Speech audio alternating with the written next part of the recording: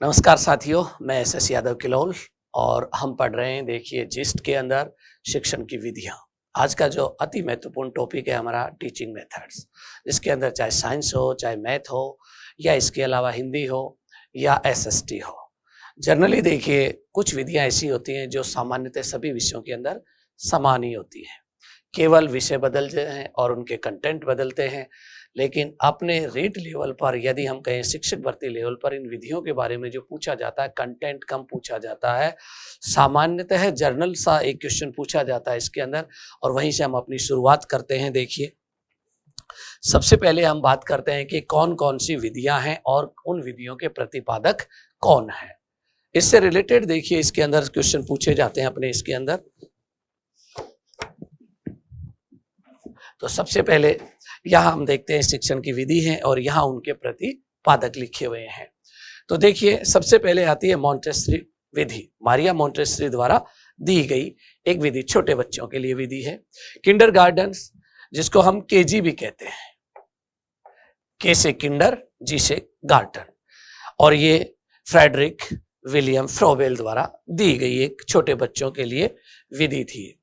उसके बाद आती है प्ले वे मेथड, खेल विधि। खेल विधि का देखिए प्रतिपादन क्या हेनरी कॉल्डवेल कुक ने किया था। देखिए उसके बाद आती है डाल्टन विधि। डाल्टन एक जगह का नाम है, आपको मैं एक बताना चाहूंगा, और वहां पर इस विधि का प्रयोग किया था, इसीलिए इस विधि को कहा जाता है डाल्टन विधि। Miss Helen Parkhurst. उसके बाद देखिए ह्यूरिस्टिक, अनुसंधान विधि, खोज विधि, स्वज्ञान विधि, और ये देखिए आर्मस्ट्रॉन्ग द्वारा दी गई एक विधि है। उसके बाद आता है प्रोजेक्ट मेथड, परियोजना विधि। विलियम हेनरी किलपैट्रिक को द्वारा ये विधि दी गई। इस तरह से देखिए आगे और विधि है प्रॉब्लम सॉल्विंग मेथड, यानी समस्या समाधान विधि। समस्या समाधान विधि का देखिए प्रतिपादक जॉन डेवी। उससे पहले देखिए अगर हम देखते हैं कि जॉन डेवी से पहले भी इसके ऊपर कुछ काम किया गया था, और वो देखिए पादरी द्वारा चर्च के अंदर समस्याओं के समाधान करने के लिए इसका प्रयोग किया जाता था, इसलिए इनको सेंट थॉमस भी देखिए हम इसका प्रतिपादक कहते हैं, सेंट थॉमस। इंडक्टिव मेथड्स, आगमन विधि। आगमन विधि का प्रतिपादन फ्रांसिस बेकन द्वारा किया गया। तो निगमन विधि का देखिए प्रतिपादन अरस्तु द्वारा किया गया। हर्बर्ट उपागम, ये भी एक तरह से विधि है जो टीचिंग के लिए काम आती है, जिसको हमने उपागम के रूप में लिखा है। हर्बर्ट उपागम जॉन फ्रेडरिक हर्बर्ट द्वारा दी गया था, देखिए जिसे पंचपदीय उपागम भी कहते हैं। यूनिट या इकाई उपागम, ये देखिए HC मॉरिसन द्वारा दिया गया। फिर आता है अन्वेक्षण उपागम, जेरोम ब्रूनर द्वारा देखिए दिया गया, जिसे कहा गया अंग्रेजी में डिस्कवरी। फिर आता है मस्तिष्क उद्वेलन विधि, ये भी एक उपागम ही है, नवीन विधि में आती है। ब्रेन स्टॉर्मिंग, जिसके प्रतिपादक एलेक्स फैक्नी और स्वन। फिर उसके बाद देखिए पर्यवेक्षित अध्ययन विधि, सुपरवाइज्ड स्टडी मेथड, ये एक नया तरीका बताया गया था पढ़ाने का, डेजी मॉर्विल जॉन द्वारा दी गई एक मेथड था। उसके बाद देखिए संकल्पना मानचित्रण, जोसेफ डी नोवाक। ये एक संकल्पना मानचित्र ये है कि बच्चे के मस्तिष्क में संकल्पनाओं का निर्माण कैसे किया जाए, उस पर आधारित एक विधि। उसके बाद देखिए माइक्रो टीचिंग, जिसे हम कहते हैं सूक्ष्म शिक्षण विधि। इस विधि को देखिए जो देने वाले थे व्हाइट एलन द्वारा दी गई ये विधि। विनेटिका, विनेटिका भी एक जगह है देखिए, उसके आधार पर ही इसका नाम पड़ा विनेटिका। कार्ल बासबर्न द्वारा दी गई समाज मिति, सोशियोग्राफ, जिसे हम कहते हैं JL मोरिनो द्वारा दी गई मेथड्स। प्रश्नावली विधि, ये देखिए सर फ्रांसिस गैल्टन द्वारा दिया गया मेथड। प्रश्नोत्तरी विधि, ये प्रश्नावली थी, ये प्रश्नोत्तर, जिसको हम देखिए क्वेश्चन पूछे जाते, क्विज, और ये सुकरात द्वारा दी गई थी। फिर आता है वोटविया विधि, जो जॉन कैनेडी द्वारा दी गई। डेक्राली, ये देखिए एक अलग विधि पद्धति थी, और उसको देखिए डॉक्टर थे एक जिनका नाम था ओविड डेक्राली, उनके द्वारा दी गई एक पद्धति थी। तो इस तरह से देखिए ये विधियों के प्रतिपादक पूछे जाते हैं अपने इस लेवल पर। तो थोड़ा सा एक बार अच्छे से आप इनको रिवाइज कर लेना, और आपको ये याद करने होंगे नाम। आगे चलते हैं। देखिए शिक्षण विधियों को पढ़ने से पहले एक सवाल पूछा जाता है कि कौन सी शिक्षण विधि बाल केंद्रित है और कौन सी शिक्षण विधि शिक्षक केंद्रित है। तो दो चीज पूछी जाती है क्योंकि दो पद्धतियां थी और यहाँ पर उन्हीं दोनों चीजों को प्रदर्शित किया गया है। देखिए यहाँ पर सबसे पहले जो हम बात कर रहे हैं, इधर शिक्षक केंद्रित TCP, टीचर सेंटर्ड पेडागोजी, और इधर बाल केंद्रित विधियां हैं जिनको हम कहते हैं CCP, चाइल्ड सेंटर्ड पेडागोजी। इस तरह से शिक्षण विधियों को दो भागों में बांटा गया है। ये प्रभुत्ववादी, क्योंकि टीचर सर्वे सर्वा निरंकुश होता है, ऑटोक्रेटिक, और ये डेमोक्रेटिक है। बच्चे को इसके अंदर देखिए फ्री छोड़ा जाता है, बच्चे अपने रुचि से, अपने स्तर से और अपनी इच्छा से देखिए इसके अंदर काम करता है। बट यहाँ थोपी हुई विधियां हैं, उन्हीं को हम यहाँ पर देख रहे हैं। सबसे पहले प्रभुत्ववादी निरंकुश विधियों की बात करते हैं। इन विधियों को हम अमनोवैज्ञानिक भी कहते हैं। क्या कहते हैं हम इसको? अमनोवैज्ञानिक विधि भी कहते हैं, क्योंकि इसके अंदर बालक जो होता है ना वो गौण होता है और शिक्षक देखिए इसमें सर्वे सर्वा होता है। बालक गौण होता है और शिक्षक इसमें प्रधान होता है। शिक्षक प्रधान, थोड़ा ध्यान रखना इन चीजों को, ये अच्छे क्वेश्चन है। टीचर प्रधान होता है तो बच्चा इसके अंदर निष्क्रिय गौण भूमिका में। अमनोवैज्ञानिक विधि है, निरंकुशवादी विधियां हैं और ये प्राचीन विधियां हैं, नई विधियां नहीं है ये। देखिए सबसे पहले आता है व्याख्या, लेक्चर मेथड। दूसरा देखिए डेमोस्ट्रेशन, प्रदर्शन विधि। फिर आता है देखिए लेक्चर कम डेमोस्ट्रेशन मेथड, बोलते हुए समझाने वाली जो विधि है। फिर उसके बाद आती है ऐतिहासिक विधि, सामूहिक अध्यापन, जब बच्चों को कहा जाता है कि सब अपने देखिए विषय वस्तु को लें और पढ़ें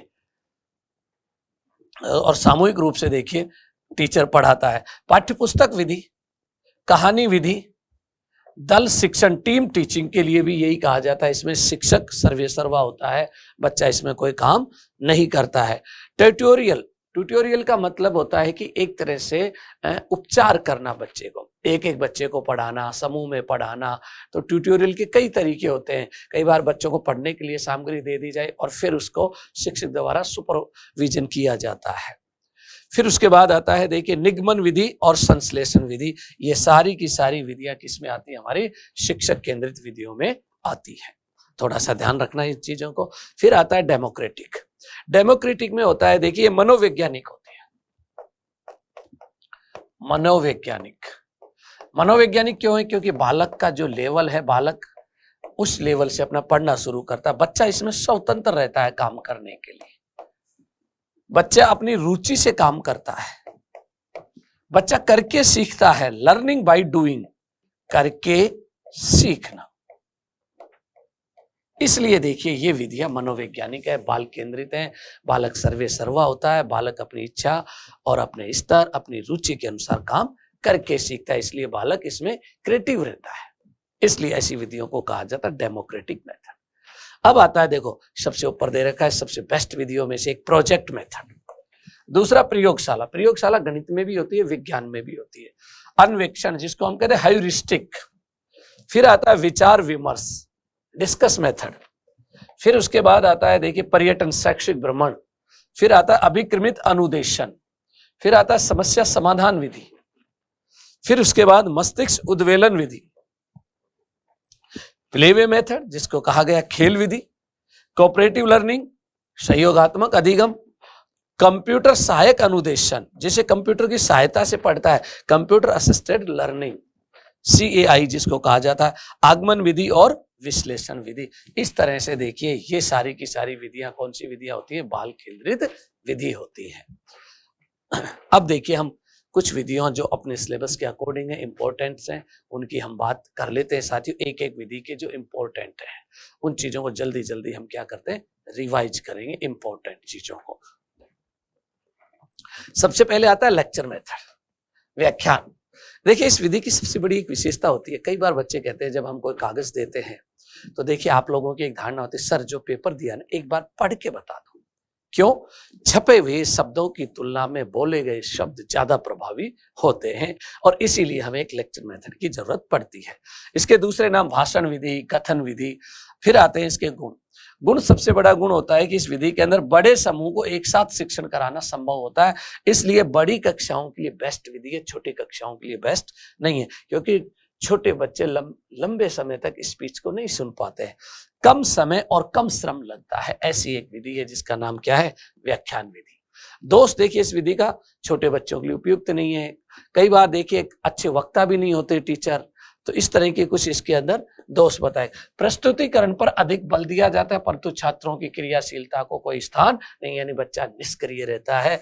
करो और सीखो के सिद्धांत की पूर्णता अवहेलना करता है। लर्निंग बाय डूइंग की क्या करता है, ये अवहेलना करता है। दूसरा देखिए, उच्च स्तर की कक्षाओं हेतु उपयोगी है, छोटी कक्षाओं के बच्चों के लिए स्पीच मेथड सही नहीं होता, जिसे हम लेक्चर मेथड भी कहते हैं। अब देखो इसके बाद आता है डेमोस्ट्रेशन। डेमोस्ट्रेशन का कंसेप्ट यह है कि टीचर कक्षा में आता है और किसी न किसी विषय वस्तु को लाता है, उसको प्रदर्शित करता है प्रयोग की तरह। प्रयोगशाला और डेमोस्ट्रेशन में दो अंतर देखिए, ध्यान रखना। प्रयोगशाला में बच्चा स्वयं प्रयोग करता है, डेमोस्ट्रेशन में टीचर प्रयोग करता है। ठीक है, डेमोस्ट्रेशन के अंदर देखिए जब टीचर प्रयोग करेगा तो खर्चा कम होता है, और जब सारे बच्चे देखिए प्रयोगशाला में जाकर कार्य करते हैं तो खर्चा ज्यादा होता है। तो ये प्रयोगशाला से कम खर्चीली है, प्रयोगशाला ज्यादा खर्चीली है। प्रयोगशाला में बच्चा सक्रिय रहता है, इसके अंदर टीचर सक्रिय रहता है, इसलिए दोनों मिलती जुलती विधियां हैं। देखिए डेमोस्ट्रेशन, इस विधि में किसी वैज्ञानिक घटना या दृश्य रूप में प्रस्तुत किया जाता है। इसमें शिक्षक द्वारा प्रयोग का प्रदर्शन किया जाता है, जबकि छात्र उसका केवल अवलोकन करता है, जो प्रयोग को देखता है वो। यह विधि व्यवहारिक, ठीक है, और प्रभावशाली है, जिसमें मूर्त से अमूर्त देखिए जो हमारा सूत्र है, फ्रॉम देखिए concrete to abstract, from concrete to abstract, मूर्त से देखिए अमूर्त की ओर ले जाता है। शिक्षण सूत्र का अनुसरण किया जाता है। मूर्त का मतलब चित्र वगैरह प्रयोग वगैरह करके दिखाता है। देखिए कौन, यहाँ टीचर करता है, बस डिफरेंट यही है। अब आता है डेमोस्ट्रेशन विधि के गुण। गुणों की बात करें, यह विधि कम खर्चीली विधि है। किससे तुलना कर रहे हैं हम, प्रयोगशाला से कर रहे हैं, ये ध्यान रखना। प्रयोगशाला वैसे खर्चीली तो है ही, बट प्रयोगशाला विधि से क्या है, कम खर्चीली है, एवं समय भी कम लगता है क्योंकि टीचर प्रयोग खुद करता है। प्रदर्शन एवं प्रयोग से कक्षा का वातावरण सक्रिय बना रहता है। देखिए क्योंकि बच्चा एक्टिव, जो जो चीजों को दिखाता है बच्चा देखिए एक्टिव तो रहता ही है, तथा इसमें विद्यार्थी एवं शिक्षक दोनों कैसे रहते हैं, सक्रिय रहते हैं। लेकिन टीचर ज्यादा एक्टिव होता है, बच्चा उसकी तुलना में कंपेयर भी करते हैं तो कम होता है। देखो, सुनो और समझो कौन सी थ्योरी पर काम करती है। जब टीचर ने प्रयोग दिखाया तो बच्चों को कहा जाता है देखो, फिर जो बोलता है मुझसे तो सुनो उस बात को और समझो उसको। छात्रों में सोचने, समझने और अवलोकन करने जैसी शक्तियां और क्रिएटिविटी का क्या होता है, विकास होता है इस विधि से।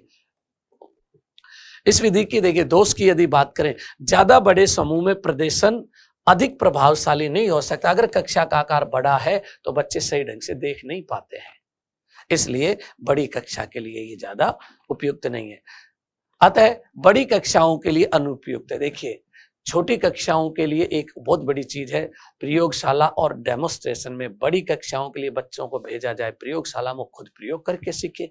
लेकिन जो छोटी क्लासें होती है हमारी प्राथमिक, उच्च प्राथमिक की तरह, वहां टीचर करके दिखाए, क्योंकि बच्चे को अनुभव नहीं होता है प्रयोगशालाओं का। आगे चलते हैं, देखिए अगला मेथड, प्रॉब्लम सॉल्विंग मेथड, समस्या समाधान विधि।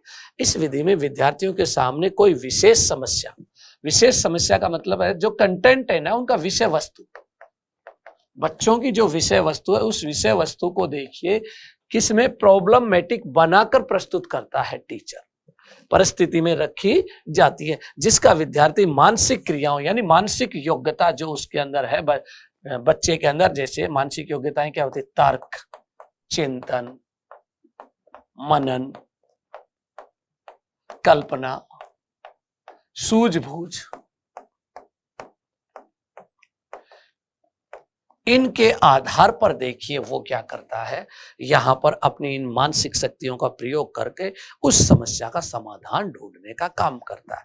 इसकी सबसे बड़ी विशेषता होती है इसमें हाइपोथेसिस, परिकल्पना का निर्माण करता है टीचर, नवबालक, और फिर उस परिकल्पना के आधार पर देखिए अपनी समस्या का समाधान निकालता है साइंटिफिक तरीके से। समस्या समाधान विधि के सोपान, समस्या समाधान विधि के अंतर्गत सामान्यतः कितने सोपान, 5, 7, यानी कोई फिक्स नहीं है। प्रोसेस वही है, किसी ने देखिए एक ही सोपान में 2 चीजों को मिला दिया जाता है, और किसी के द्वारा देखिए एक ही सोपान से उन चीजों को अलग अलग कर देते हैं, तो संख्या घट जाती है और बढ़ जाती है। एग्जैक्ट कोई ये नहीं होता कि इसके 5 सोपान है या 4 सोपान या 3 सोपान है, तो थोड़ा सा याद रखना। इसमें याद करने वाला सबसे इंपॉर्टेंट ये है मोस्ट, वह विधि कौन सी है जिसमें परिकल्पनाओं का निर्माण किया जाता है? एकमात्र ऐसी विधि है जिसमें हम क्या करते हैं? हाइपोथेसिस, परिकल्पना का निर्माण करते हैं। बाकी आप देखिए, समस्या का चयन करना, ये प्रॉब्लम को चयन करने वाला टीचर, समस्या को प्रस्तुतिकरण करना ये टीचर। अब कई बार इन दोनों को एक ही लिख देते, समस्या का चयन कर और उसे प्रस्तुत करना, तो सोपान 1 बन गया, अलग अलग लिख दिया तो 2 बन गया। परिकल्पनाओं का निर्माण, जैसे ही बच्चे के पास देखिए वो विषय वस्तु आती है तो उसके ऊपर वो क्या करता है? हाइपोथेसिस। फिर उससे रिलेटेड देखिए डेटा कलेक्ट करता है, कौन? बच्चा करता है। आंकड़ों का फिर वो एनालिसिस करता है और फिर उसके बाद वो निष्कर्ष निकालता है बच्चा खुद ही, और उसके बाद जीवन में उसका क्या करता है? अनुप्रयोग करता है। ये लीजिए, हमने और आगे बढ़ा दिया, 7वां भी बना दिया। इस प्रकार से ये समस्या समाधान विधि है। लाभ देखिए इस विधि का, मानसिक शक्तियों का विकास होगा, सबसे बड़ी बात है। बाल केंद्रित बालक मानसिक रूप से क्या रहता है? सक्रिय रहता है। मानसिक निष्कर्षों को महत्व प्रदान किया जाता है क्योंकि बालक में मानसिक शक्तियों का विकास। विश्लेषण, संश्लेषण, समालोचना, ये सब मानसिक शक्तियां ही हैं। चीजों को खोलना और देखिए बिखरी हुई चीजों को एक करना और तर्क और वितर्क करना, ये कहलाता है समालोचना, तो क्रिटिकल थिंकिंग। फिर आता है बच्चे का एक प्रॉब्लम को सोल्व करने का नजरिया ही बदल जाता है, उसको कहते हैं साइंटिफिक मेथड, यानी वैज्ञानिक दृष्टिकोण का विकास। निरीक्षण एवं तर्क शक्तियों का विकास, ये वही मानसिक शक्तियां हैं। देखिए सारी इसके अंदर प्रॉब्लमेटिक में मानसिक शक्तियों पे फोकस है। छोटी कक्षाओं के लिए उपयुक्त नहीं है, मंद बुद्धि बच्चों के लिए भी उपयुक्त नहीं है क्योंकि उन बच्चों की मानसिक विकास इतना नहीं हो पाता है। समय और श्रम भी देखिए ज्यादा लगता है, क्यों? क्योंकि देखिए एक कालांश में देखिए प्रॉब्लम को सोल्व करना नहीं हो सकता। इस विधि पर आधारित पुस्तकें व प्रशिक्षित अध्यापकों का भी अभाव पाया जाता है। अगला मेथड की बात करें, प्रयोगशाला, लेबोरेटरी मेथड।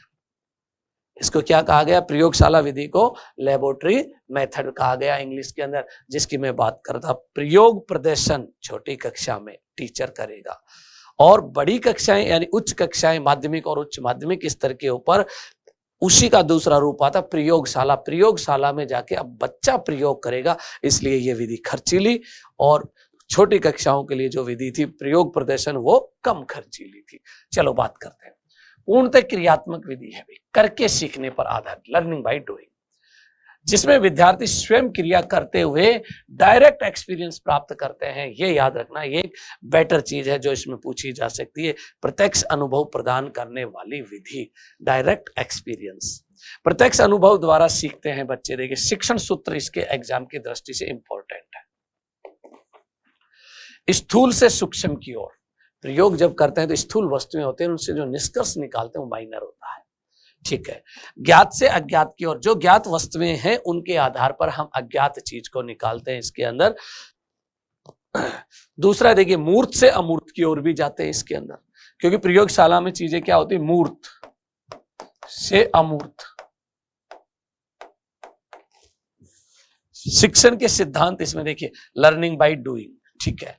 अवलोकन कहो या निरीक्षण द्वारा सीखना। देखिए फिर उसके बाद आता है छात्र एवं अध्यापक दोनों इसमें सक्रिय रहते हैं। अध्यापक इतना सक्रिय नहीं रहता है क्योंकि काम इसमें कौन करता है? बालक करता है, इसलिए बालक ज्यादा सक्रिय, इसलिए इस विधि को हम कहते हैं बाल केंद्रित विधि। अध्यापक छात्रों का देखिए केवल गाइड और फैसिलिटेटर या मार्गदर्शक के रूप में काम करता है तथा छात्रों के कार्यों का निरीक्षण करता रहता है कि बच्चे कर कैसे रहे हैं कार्य को। तो होता है इसमें थोड़ा सा सक्रिय, लेकिन ज्यादा सक्रिय बालक है, इसलिए बाल केंद्रित विधि हम इसको कह देते हैं। प्रत्येक प्रकरण को इस विधि से पढ़ाया जाना संभव नहीं है। आप सोचो कि प्रयोगशाला विधि से क्या सारे पाठों को पढ़ा सकते हैं? नहीं, और समय भी बहुत ज्यादा लगता है इसके अंदर। यह विधि अत्यंत खर्चीली है। मैंने पहले ही कहा था प्रयोगशाला में काम करें, समय और श्रम भी इसमें अधिक लगता है। विद्यालयों में प्रयोगशाला तो है लेकिन उनके अंदर संसाधनों का अभाव है, क्योंकि संसाधनों से देखिए सुसज्जित नहीं होती है। ये कुछ व्यवहारिक प्रॉब्लम्स थी। अब आता है देखिए ह्यूरिस्टिक मेथड, इंपॉर्टेंट मेथड्स। देखिए ये पूछ लिया जाता है इस मेथड के बारे में। इस मेथड को देखिए हम कहते हैं अनुसंधान विधि, ह्यूरिस्टिक मेथड, और भी देखिए इसको कहते हैं स्व ज्ञान विधि। स्व ज्ञान विधि, बालक स्वयं कार्य करके और ज्ञान प्राप्त करता है, और अन्वेषण भी कहते हैं, अन्वेषण विधि भी कहते हैं इसको। देखिए तो इसलिए थोड़ा सा ध्यान रखना इस विधि के अंदर। ह्यूरिस्टिक शब्द देखिए, ये ग्रीक भाषा के ह्यूरिस्को से बना है। ह्यूरिस्को का जो अर्थ होता है आई डिस्कवर्ड, मैं खोज कर जानूंगा। अतः इसे खोज विधि या अन्वेषण विधि के रूप में भी जाना जाता है। इसके जो प्रतिपादक थे देखिए रसायन विज्ञान के, देखिए यहाँ प्रोफेसर साहब थे लंदन के अंदर इंपीरियल कॉलेज के अंदर थे देखिए, और उनका नाम था देखिए आर्मस्ट्रॉन्ग, HE आर्मस्ट्रॉन्ग, और उनके द्वारा देखिए इस विधि का प्रयोग किया गया। देखिए ये जो विधि है देखिए नई नई चीजों को खोज पर आधारित विधि है, और इस विधि का एक जुड़ाव और भी बताया जाता है। आर्किमिडीज ने देखिए जब उत्प्लावन बल की खोज की थी तो कहते हैं कि वो लंदन की सड़कों पर चिल्लाने लगे यूरेका यूरेका यूरेका। तो ये यूरेका से ही क्या बना हुआ है, ह्यूरिको, अर्थात मैं खोज कर जानूंगा। इस विधि के कुछ सिद्धांत है। लर्निंग बाय डूइंग, करके सीखना, बच्चा खुद करके सीख रहा है। उपयोगिता का सिद्धांत, यूटिलाइज जो चीजें हैं उनका ही निर्माण करना। स्वतंत्रता का सिद्धांत, बच्चा फ्री रहता है अपने तरीके से काम। तार्किक चिंतन व अंतर्दृष्टि, अपनी सूझ को काम लेना। ये तार्किक चिंतन और अंतर्दृष्टि सूझ क्या है, ये देखिए मानसिक शक्तियां हैं इसके अंदर।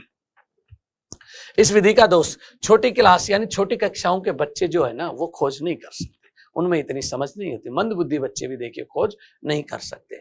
आवश्यक सामग्री जुटाना कठिन है, ये बड़ा इंपॉर्टेंट है, क्योंकि देखिए छोटे बच्चों को नॉलेज ही नहीं है कि मुझे ये खोज करने के लिए क्या क्या सामग्री चाहिए, और पता भी है तो वो जुटा नहीं पाता क्योंकि उसका इतना फैलाव नहीं होता है। समय अधिक लगता है और खर्चीली पद्धति भी है। इस पर आधारित पाठ्य पुस्तकें भी अवेलेबल नहीं है। अच्छी विधि है लेकिन कुछ इसमें कमियां जरूर है। सबसे बेस्ट मेथड, यदि आपसे पूछा जाता है एक चीज, 4 ऑप्शन है, 4 में से पूछा जाता है किसी भी सब्जेक्ट की, ये कहा जाता है सबसे बेस्ट मेथड कौन सा है। गणित की बेस्ट विधि, विज्ञान की बेस्ट विधि, SST की बेस्ट विधि, किसी भी सब्जेक्ट की अगर बेस्ट विधि पूछी जाए तो याद रखना इसको करना है, प्रोजेक्ट। लर्निंग बाय डूइंग, सारी इंद्रियां काम में आती हैं इसके अंदर। बच्चा करके सीखता है, मानसिक रूप से सक्रिय, शारीरिक रूप से सक्रिय, और इस विधि के अंदर देखिए लर्निंग बाय डूइंग प्रोसेस को, इसलिए दुनिया की सबसे बेस्ट विधि किसको माना जाता है, इसी को माना जाता है। यह प्रयोजनवाद दार्शनिक विचारधारा की देन है। ये एक सवाल पूछा जाता है, देखिए इस विधि की उत्पत्ति किससे हुई, प्रयोजनवाद से हुई। देखिए प्रयोजनवाद विचारधारा के देखिए जो जनक माने जाते हैं जॉन डीवी, तो किसके दर्शन में झलकती है ये विधि, जॉन डीवी के दर्शन में झलकती है। और जॉन डीवी के जो शिष्य थे जिनका नाम था विलियम हेनरी किलपैट्रिक, उन्होंने 1918 के अंदर देखिए एक किताब लिखी जिसका नाम था द प्रोजेक्ट मेथड, और उनका वो शोध इतना फेमस रहा, और इसीलिए उसी के इस पुस्तक के कारण ही विलियम हेनरी किलपैट्रिक को इस विधि का प्रतिपादक, जनक, पिता या फादर कहते हैं। लेकिन किसके दर्शन में झलकती थी ये, किसके दर्शन में, जॉन डीवी के दर्शन में झलकती थी। अब इसीलिए देखिए इन्होंने, किलपैट्रिक ने इसको परिभाषित भी किया, प्रोजेक्ट एक बहुउद्देशीय कार्य है, मल्टीपर्पज के लिए प्रोजेक्ट बनाते हैं। लेकिन जॉन नहीं, विलियम हेनरी जो किलपैट्रिक साहब थे, इनके एक दोस्त थे, उनके साथ ही उनके प्रोफेसर, कोलंबिया यूनिवर्सिटी में इसका जन्म होता है इस प्रोजेक्ट मेथड का, और उनके जो साथी थे जिसका नाम था स्टीवेंसन, उन्होंने परिभाषा को बदल दिया। बहुउद्देशीय कार्य नहीं है, उन्होंने कहा प्रोजेक्ट एक समस्यात्मक कार्य, हम उस समस्या पर काम करते हैं और समस्या का सॉल्यूशन करते हैं। कौन कहते हैं, स्टीवेंसन। तो याद रखना, समस्यात्मक कार्य पूछे, प्रॉब्लमेटिक कार्य पूछे तो स्टीवेंसन, और बहुउद्देशीय कार्य पूछे तो हमें करना है किलपैट्रिक। प्रोजेक्ट एक समस्यात्मक कार्य है देखिए, जिसका समाधान उसके प्राकृतिक वातावरण में रहते हुए किया जा सकता है। तो किलपैट्रिक की डेफिनेशन आए तो प्रोजेक्ट बहुउद्देशीय कार्य जिसका समाधान हम देखिए सामाजिक वातावरण में रहते हुए करते हैं। किलपैट्रिक, ये देखिए प्रोजेक्ट सामाजिक वातावरण में पूर्ण संलग्नता से किया जाने वाला कौन सा कार्य है, बहुउद्देश्यपूर्ण कार्य है, मल्टीपर्पज कार्य है, और वातावरण सामाजिक, दोनों साथियों ने। फिर बेलार्ड आते हैं, प्रोजेक्ट वास्तविक जीवन का एक छोटा सा अंश है देखिए, जिसे विद्यालय में संपादित, ये कहते हैं स्कूल में करते हैं हम रोज प्रोजेक्टों पर काम, जो जीवन के छोटे छोटे कार्य हैं। ये बेलार्ड महोदय। बिनिंग क्या कहते हैं, देखिए वास्तविक जीवन जैसी परिस्थितियों में पूरा किया जाने वाला बालकों द्वारा आयोजित उद्देश्य उक्त कार्य प्रयोजन कहलाता है।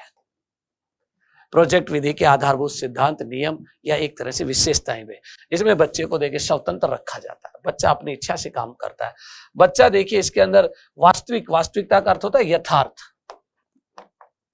यथार्थता, रियलिटी होती है इसके अंदर, वास्तविक रूप से कार्य करके दिखाना पड़ता है। फिर देखिए, कार्य बिना उद्देश्य के नहीं होता, इसलिए बहुउद्देशीय का उद्देश्य का सिद्धांत। बच्चा इसमें एक्टिव रहता है, इसलिए क्रियाशीलता का सिद्धांत। और जो चीज बना रहे हैं हम इसके अंदर, वो कैसी है, यूटिलाइज करने योग्य है, इसलिए उपयोगिता का सिद्धांत। और कार्य को करने से क्या प्राप्त होते हैं, कार्य को प्राप्त करने से अनुभव प्राप्त होते हैं। देखिए दूसरा अगला सिद्धांत, देखिए ये इसका नहीं है, वो कौन सा, सामाजिकता। सामाजिकता का मतलब है सहयोग, क्योंकि प्रोजेक्ट में अकेला बच्चा काम नहीं करता, बच्चों का ग्रुप भी काम करता है और एक दूसरे का सहयोग करते हैं, इसलिए सामाजिकता डेवलप हो जाती है उसके अंदर। सह संबंध या समन्वय का सिद्धांत, एक दूसरे साथियों के साथ देखिए क्या करना पड़ता है, कोऑर्डिनेट करना पड़ता है, इसलिए समन्वय या सह संबंध का सिद्धांत। व्यक्तिगत भिन्नता का सिद्धांत, ये बड़ी अच्छी बात है। कक्षा में सभी तरह के बच्चे होते हैं, स्लो लर्नर भी होते हैं और गिफ्टेड चाइल्ड भी होते हैं, एवरेज चाइल्ड भी होते हैं।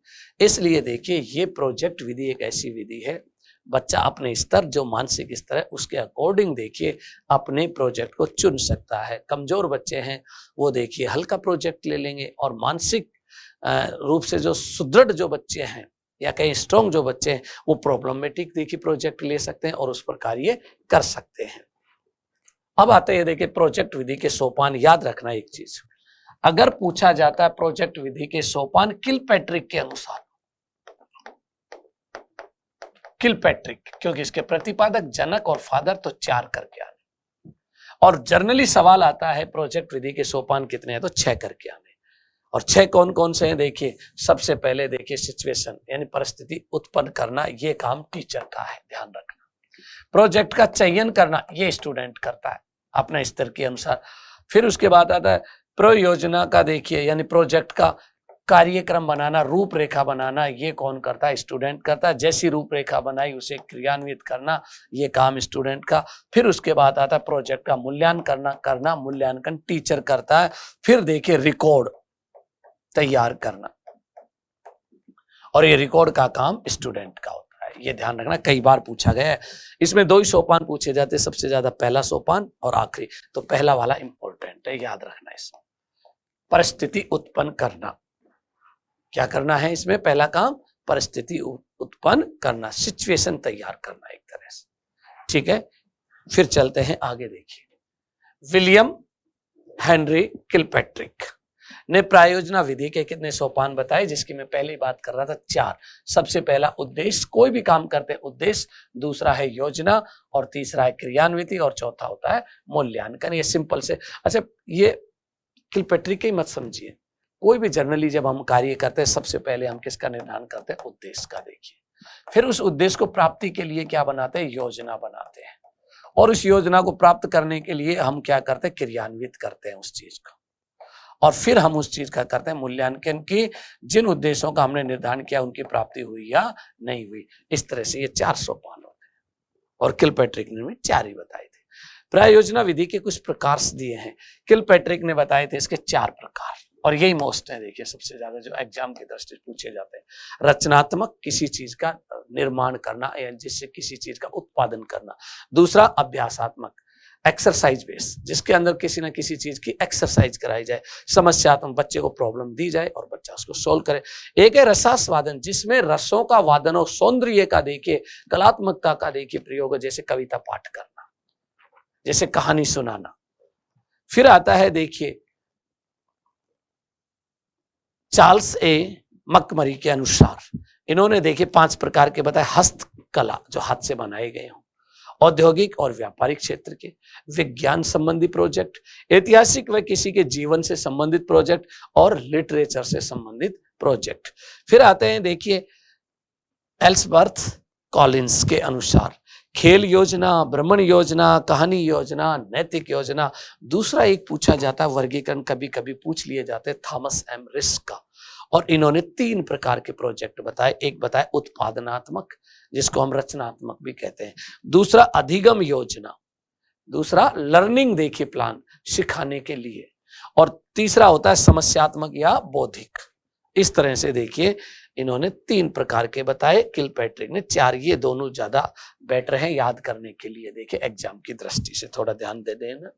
फिर आता है प्रयोजन विधि के, देखिए गुण क्या है इस विधि का। सबसे पहला गुण तो यही है, मनोवैज्ञानिक सिद्धांत पर आधारित। मनोवैज्ञानिक सिद्धांत का मतलब है कि मनोविज्ञान के कुछ थ्योरीज हैं, जैसे थोर्नडाइक द्वारा दी गई, उनको ये फॉलो करता है सिद्धांत। जैसे थोर्नडाइक के सीखने के तीनों सिद्धांत, तत्परता का सिद्धांत, अभ्यास का सिद्धांत और प्रभाव का पालन करना होता है, उस पर आधारित है, इसलिए कहते हैं मनोवैज्ञानिक सिद्धांतों पर आधारित।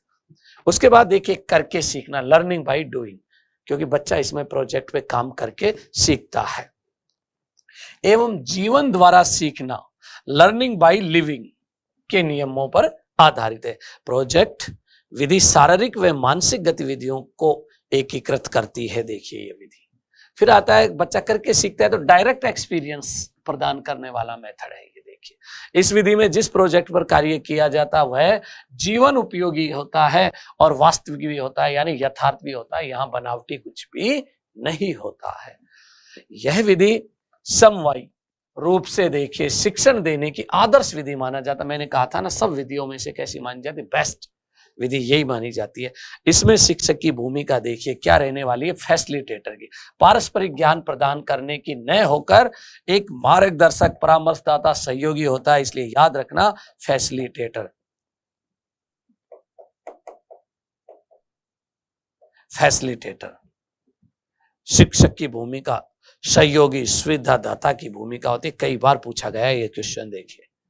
फिर आता है दोष और इसके कमियां, हम कह सकते हैं ये थोड़ी सी महंगी है, क्योंकि प्रोजेक्ट बनाने के लिए सामान चाहिए तो खर्चा होगा, और समय भी देखो प्रोजेक्ट में ज्यादा लगता है, नो डाउट, और श्रम भी ज्यादा लगता है, समय ही नहीं श्रम भी लगेगा इसमें, देखिए। फिर उसके बाद ज्ञान खंडों में विभाजित करके प्रदान किया जाता है, जिससे क्रमबद्धता, तारतम्यता और पूर्णता का अभाव, क्योंकि छोटे छोटे प्रोजेक्ट पर कार्य करके देखिए तो खंड में विभाजित करके कर रहे हैं, जो गलत है। उपयुक्त पाठ्य पुस्तक के संदर्भ पुस्तकों का अभाव पाया जाता है। इस विधि से रिलेटेड उच्च प्रशिक्षित अध्यापकों की भी मात्रा देखिए बहुत कम है, अनुपयुक्त है, वो एक तरह से यानी अनुपलब्ध है। सामूहिक रूप से कार्य करने के कारण व्यक्तिगत रुचियों की अवहेलना हो जाती है। इंडिविजुअल देखिए जो टीचिंग की प्रोसेस है वो खत्म हो जाती है, बच्चा सामूहिक रूप से इसमें कार्य।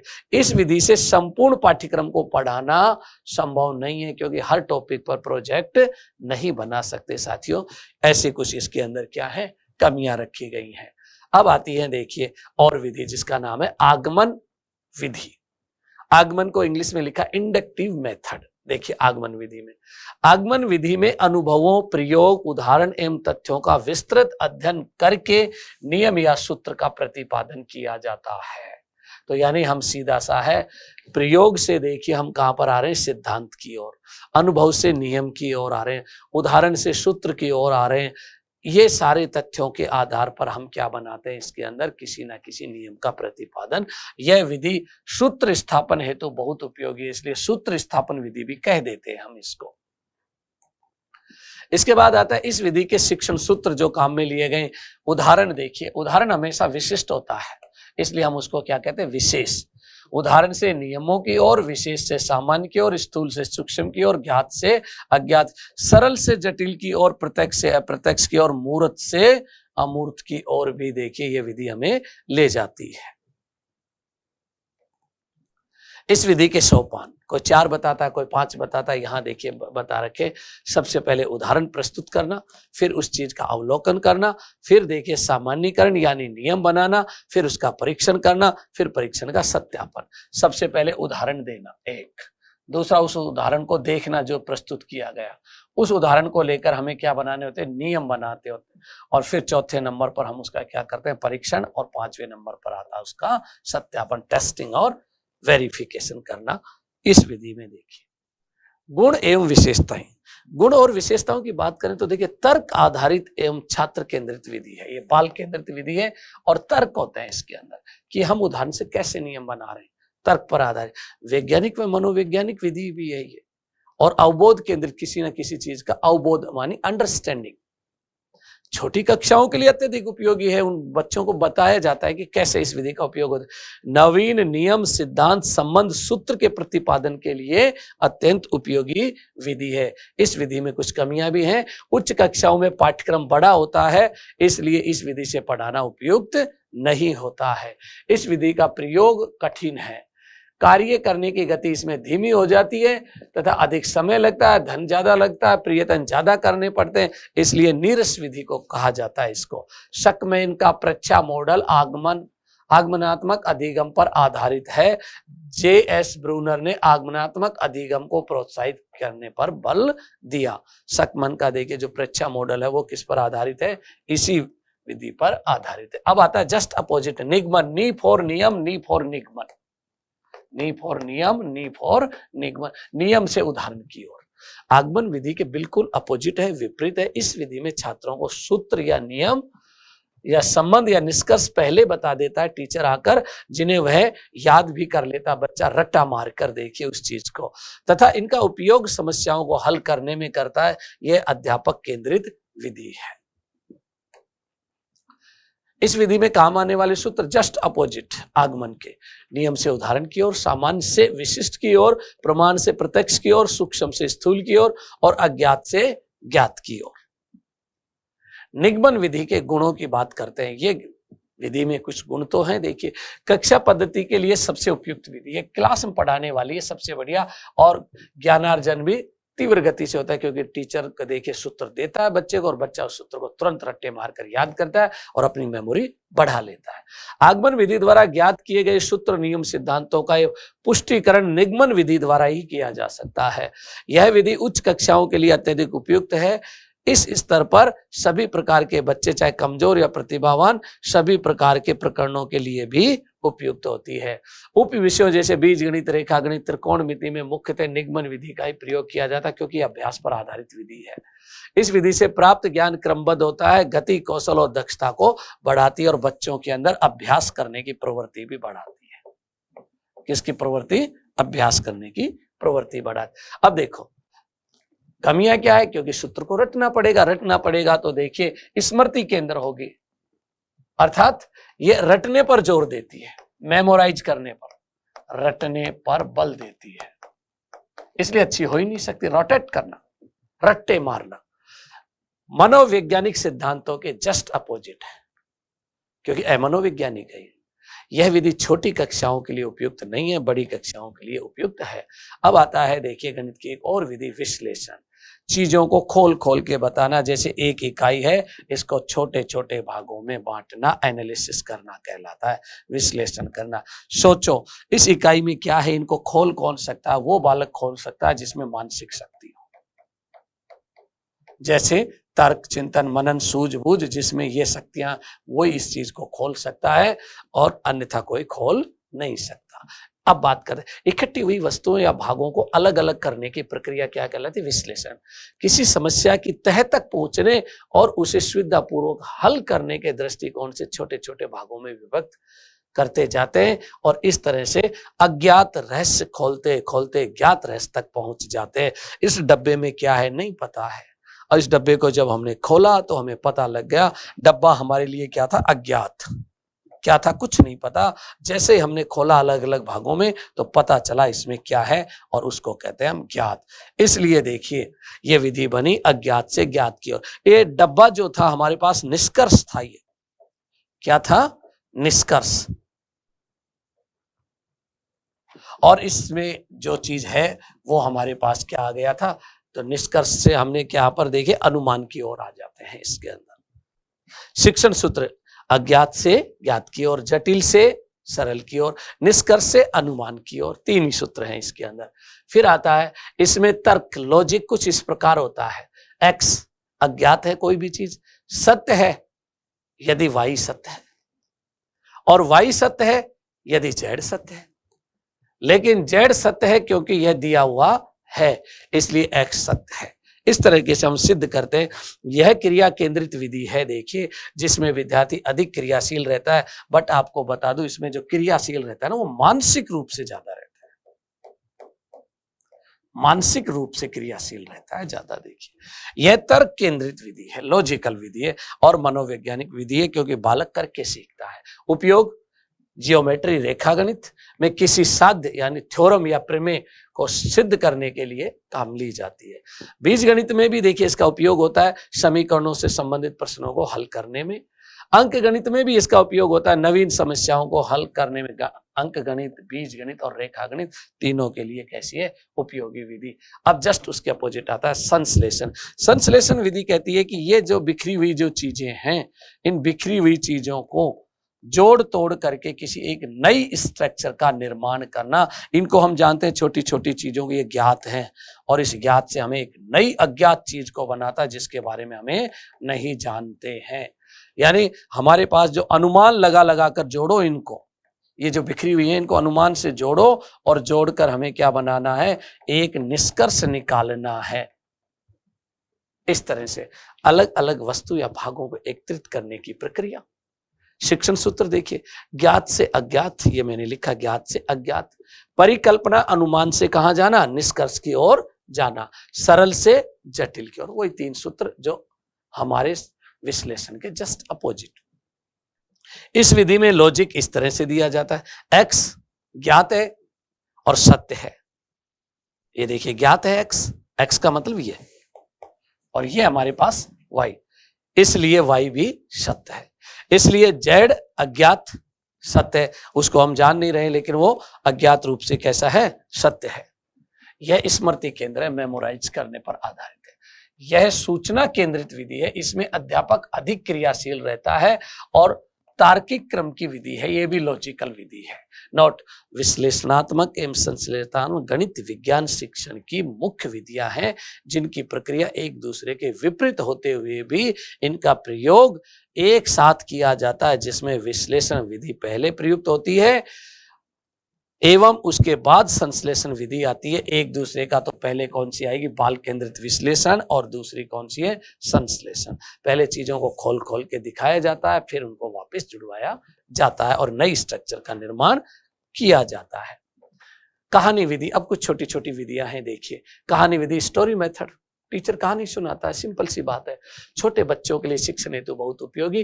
प्लेटो ने बच्चों के लिए सर्वोत्तम विधि माना था इसको, क्योंकि ये बहुत ही प्राचीन ट्रेडिशनल मेथड है और साइंटिफिक विधि नहीं है इसके विधि के लिए। क्योंकि कहानी में देखिए कई बार उतार चढ़ाव टीचर कर देता है और हर व्यक्ति द्वारा देखिए कहने का तरीका अलग अलग होता है, इसलिए एक साइंटिफिक मेथड नहीं है। और देखो प्रश्नावली विधि, क्वेश्चनरी मेथड, इसके देखिए जो जनक है वुडवर्थ जी स्टैनली हॉल ने इसे लोकप्रिय बनाया। देखिए इस मेथड में, इसमें प्रश्नों की सूची के माध्यम से आवश्यक सूचना एकत्रित की जाती है। ये विधि नॉर्मल सी विधि है।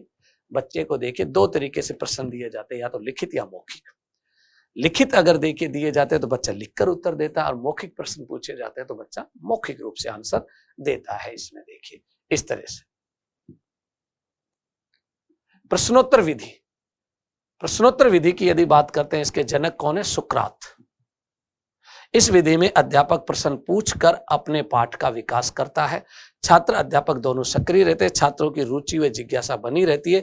विद्यार्थी प्रश्न पूछता है, साथ ही प्रश्नों के उत्तर भी देता है। छात्रों का मूल्यांकन भी साथ साथ होता रहता है। दोष केवल उच्च स्तर के बच्चों के हेतु उपयोगी शंकालु या देखिए जो साई टाइप विद्यार्थी होते प्रश्न पूछने में संकोच करते हैं।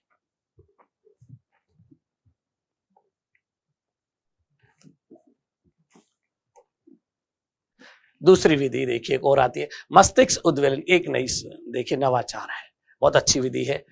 एलेक्स फैक्नी और स्वाम द्वारा दी गई एक विधि है। इसके प्रयोग, इस विधि में अध्यापक द्वारा किसी टॉपिक यानी प्रकरण पर छात्रों को सामूहिक रूप से विचार करने के लिए कहा जाता है। इसमें छात्रों से ज्यादा विचार बिना सही गलत पर विचार करने के लिए कहा जाता है। आप तो सोचो और उसके ऊपर क्या करते रहो, तर्क वितर्क जो भी करना है करते रहिए आप।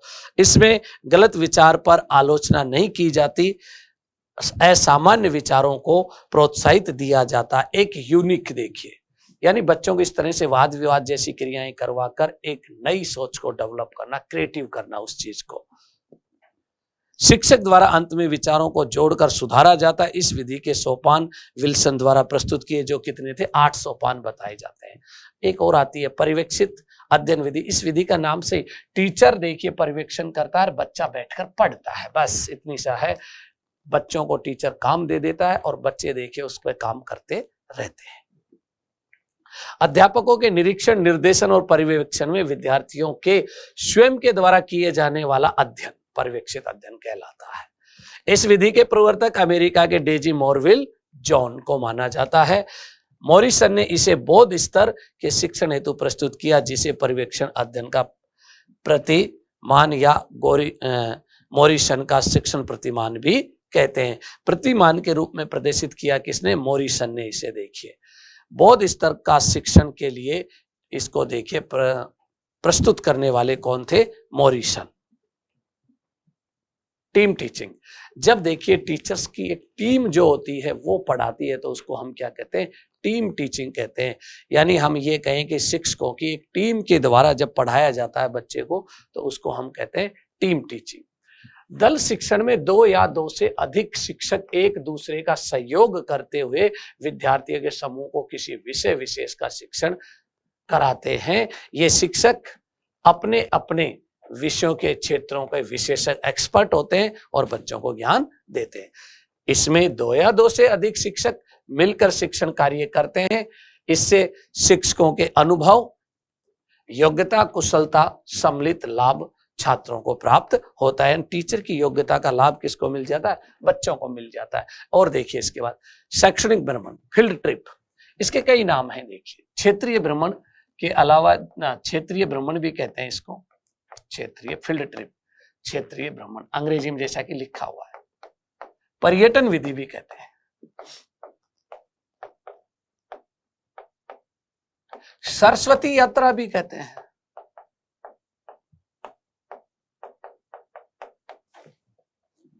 विषय के प्रति रुचि पैदा होती है, एक चीज। दूसरा, प्रत्यक्ष अनुभव प्रदान करने की एक विधि है।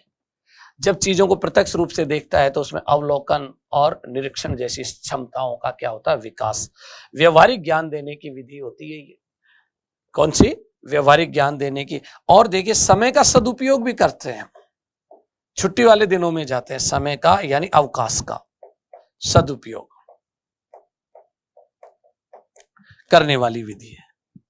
खेल विधि, प्लेवे मेथड, फ्रोवेल ने खेल के माध्यम से बच्चों को शिक्षा देने के लिए इस विधि को सुझाया था। इस विधि का प्रमुख उद्देश्य था शिक्षण प्रक्रिया को आनंददायी, रुचिकर और मनोरंजक बनाना था।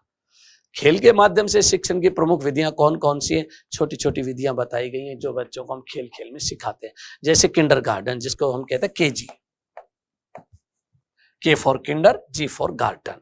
इसके जो जनक है फ्रोवेल। किंडरगार्टन का अर्थ होता है बच्चों का बगीचा। किंडर मानी बच्चे, गार्टन मानी बगीचा। फ्रोवेल के अनुसार स्कूल एक बाग है। देखिए, स्कूल को क्या माना? एक बगीचा है। शिक्षक उस बगीचे का माली है तथा बच्चे उसके क्या है? पौधे हैं, और जिसको वो वहां पर ढालता है, बनाता है। देखिए, मोंटेसरी, मारिया मोंटेसरी, देखिए इटली की रहने वाली एक डॉक्टर थी, द्वारा विकसित इस विधि में अनेक प्रकार की खेल गतिविधियों के माध्यम से शिक्षण कराया जाता है। फिर आता है डाल्टन। मैंने पहले कहा था डाल्टन एक जगह थी यूएसए के अंदर, वहां इस विधि का जन्म होता है। मिस हेलन पार्कहर्स्ट द्वारा दिया गया।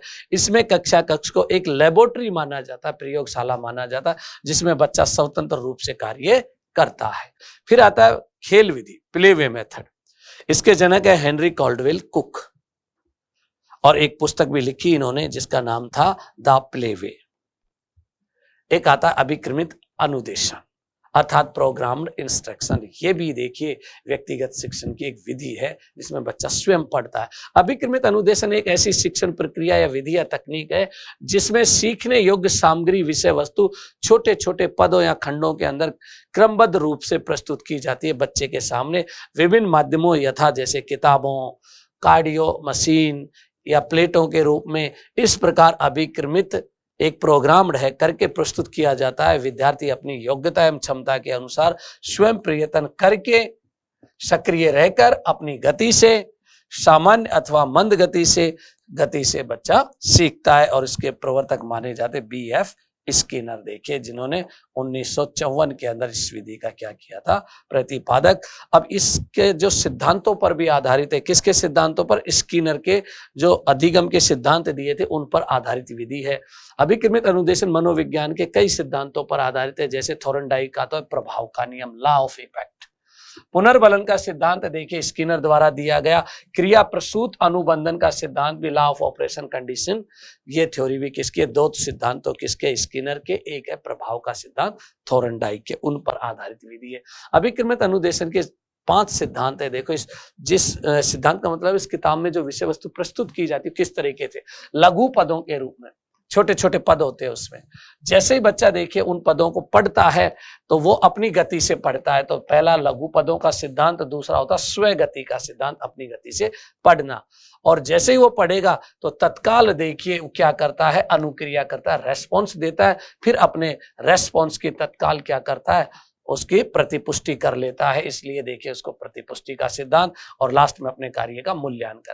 तो हम ऐसे कहते हैं सबसे पहले लघु पदों का सिद्धांत, उसके बाद दूसरे नंबर पर आता है स्व गति का, क्योंकि अपनी गति से पढ़ रहा है।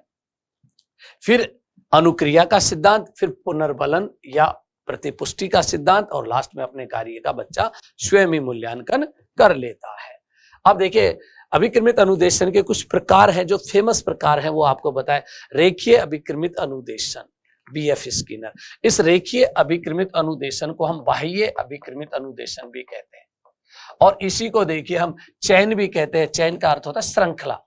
अब श्रृंखला क्यों कहते हैं? क्योंकि इसके अंदर विषय वस्तु एक के बाद एक पेज पर, पहला पेज, दूसरा पेज, तीसरा पेज, कंटिन्यू पढ़ते जाना होता है। फिर आता है साक्ष्य अभिक्रमित अनुदेशन, इसको हम आंतरिक भी कहते हैं। कौन सा कहते हैं हम? आंतरिक।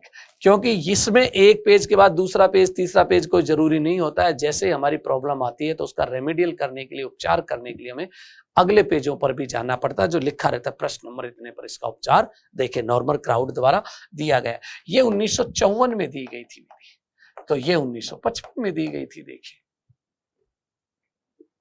मैथेटिक्स या अवरोही अभिक्रमित, देखिए मैथेटिक्स एक ग्रीक भाषा का शब्द है, जो ग्रीक भाषा है, और इसका अर्थ जो देखिए यहां पर बताया गया है कि मैथेटिक्स होता क्या है। मैथेटिक्स देखिए मैथिन से बना है, जिसका अर्थ होता है लर्निंग। इसके प्रतिपादक थॉमस एफ गिलबर्ट, जो 1963 के अंदर इस विधि को दिया था। देखिए फिर आता है कंप्यूटर सह अनुदेशन विधि, ये 1965 में दी गई लॉरेंस स्टूटलरो द्वारा। देखिए रेखीय अभिक्रमित अनुदेशन में क्या क्या होता है थोड़ी बात कर लेते हैं। प्रत्येक छात्र एक समान क्रम या अनुसरण करते हैं, अतः निश्चित क्रम का अनुदेशन कहलाता है।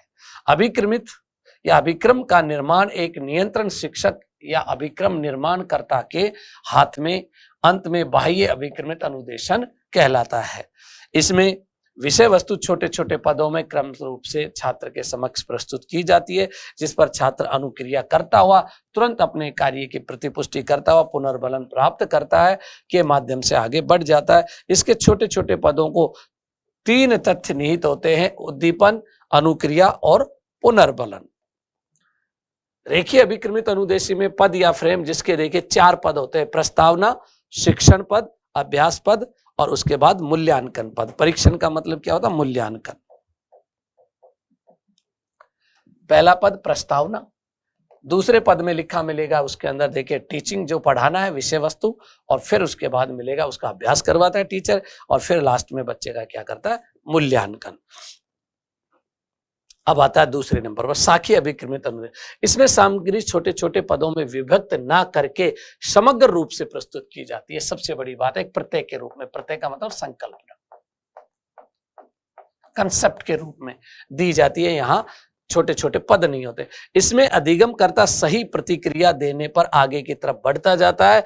गलत अगर उत्तर देता है तो उसका निदान और उपचार किया जाता है। तो ये निदान और उपचार की प्रक्रिया है, इसलिए इसको साक्ष्य कहते हैं।